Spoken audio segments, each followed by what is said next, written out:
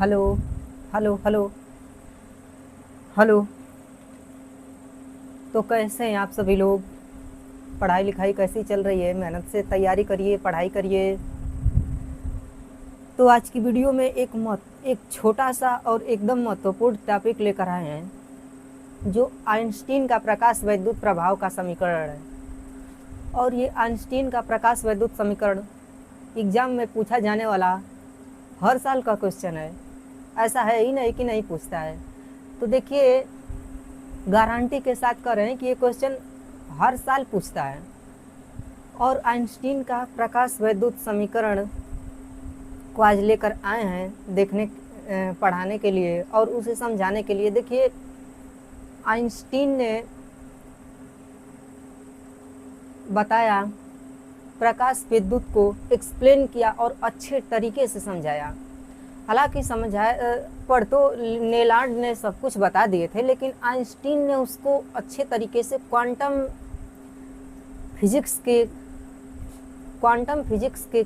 Physics का सहारा लेकर के और आइंस्टीन ने प्रकाश विद्युत प्रभाव को समझाया।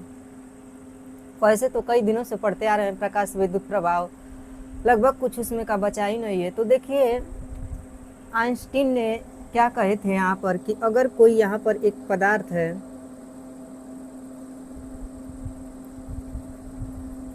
और ये छोटे छोटे परमाणु या फिर कह ले कि छोटे छोटे कणों से मिल करके ये बना है,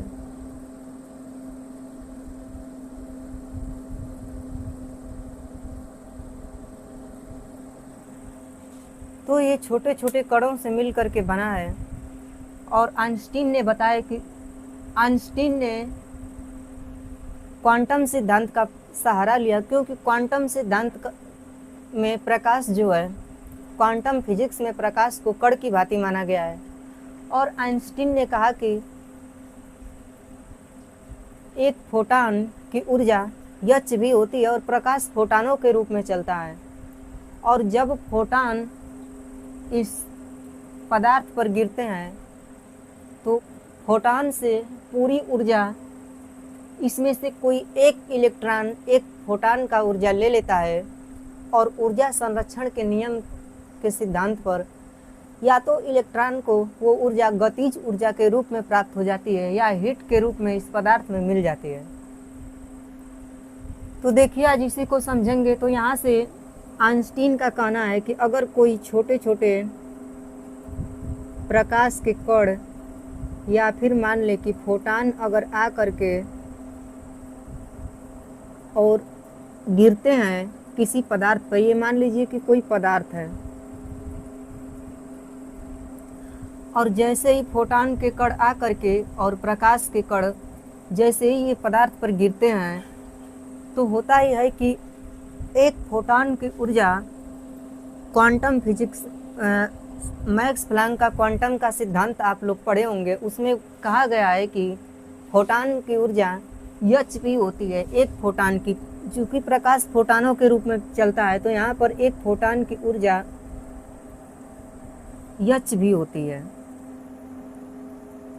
अब जैसे एक फोटान इस पर गिरता है पदार्थ के कण पे, तो यहाँ से ये समझ में आता है कि जब एक फोटान से ये पदार्थ का कण ऊर्जा को ले लेता है, तो ये इलेक्ट्रॉन क्या करते हैं कि गति करना शुरू कर देते हैं और इलेक्ट्रॉन पदार्थ को छोड़ करके और बाहर चले जाते हैं। तो जैसे ही इलेक्ट्रॉन पदार्थ को छोड़ करके और ऊपर से गति करना शुरू कर देते हैं, तो वहाँ पे ये आता है कि फोटान से ये फोटान अपना ऊर्जा इलेक्ट्रॉन को दे दिए। तो जब ये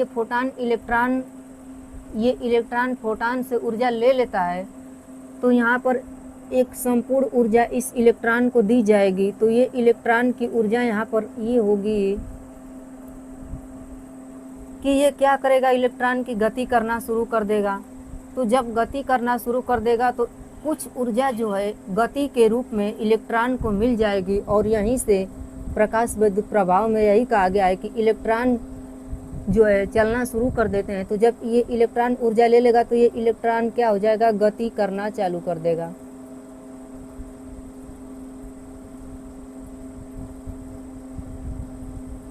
तो जब इलेक्ट्रॉन में गतिज ऊर्जा आएगी और प्लस पदार्थ के द्वारा किया गया यहाँ पर कार्य, कुछ न कुछ कार्य होगा, तो यहाँ पर गतिज ऊर्जा को हम यहाँ से ई के लिख देते हैं, के काइनेटिक एनर्जी ई इलेक्ट्रॉन की, और प्लस यहाँ से कुछ न कुछ कार्य होगा जो W से प्रदर्शित कर दिया जाएगा। अब इसको पाक्षांतर करेंगे, यहाँ से ई के को इधर लाएंगे तो यहाँ से हो जाएगा एच भी माइनस डब्लू। अब W बराबर होता है एच भी नॉट। अब इसका मान इसमें रखेंगे,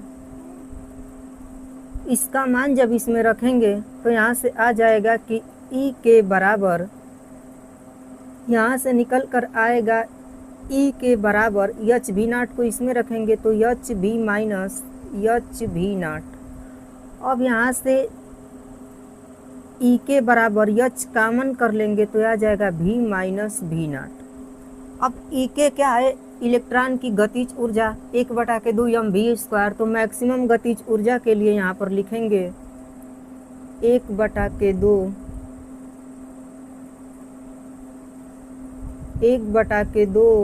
mv।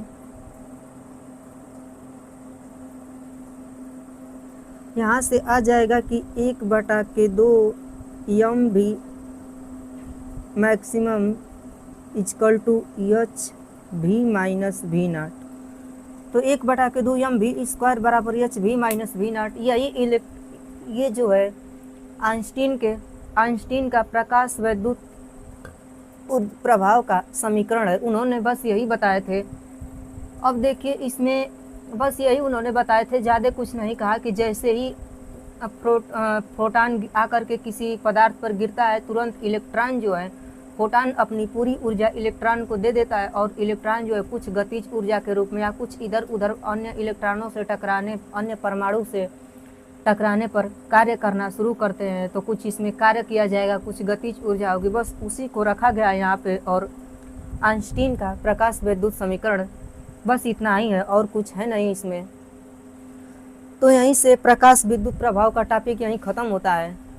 बाकी हम मिलते हैं अगले वीडियो में अगले टॉपिक के साथ।